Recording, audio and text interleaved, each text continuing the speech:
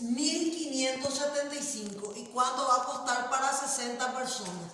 Si hay menos personas, el pasaje va a ser menos guaraníes. Me subo yo al colectivo con mi hija, entonces tengo que pagar 2 pasajes. Pero si van 3, 4, 5 y 10 personas, lógico que el pasaje va a ser mucho mayor. Entonces, cuando hay más personas, más guaraníes.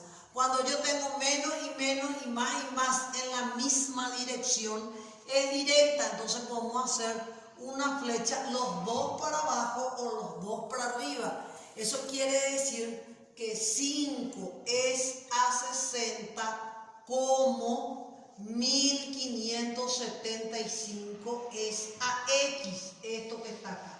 El que está con la X va abajo, entonces tengo X es igual a 60, medio por medio y extremo por extremo. 60 por 1575 sobre 5. 60 y 1575 son múltiplos de 5. Entonces yo puedo simplificar esto y 15 dividido 5 es 3 y 75 dividido 5 es 15. Entonces es 315 por 60 que sale 18.900 guaraníes. Este más me indica que yo tengo que tener como resultado más grande que 1575. Entonces efectivamente sale mayor y ahí ya está la respuesta correcta. En el siguiente caso dice, en un campamento hay comida para 8 personas durante 15 días. Si al campamento llegan 12 personas más, el 85%, para no decir el 95%, leemos rápido y vemos ese 12. No dice 12 personas, dice 12 personas más. Entonces, si yo tenía 8 personas más 12, hay 20 personas, no 12. ¿Y cuántos días van a tener? Si hay 8 personas y hay víveres para 15 días, hay más personas. ¿Les parece? Si hay menos personas, va a durar más días. Es lo mismo, estamos en la casa comiendo 2 o 3 personas.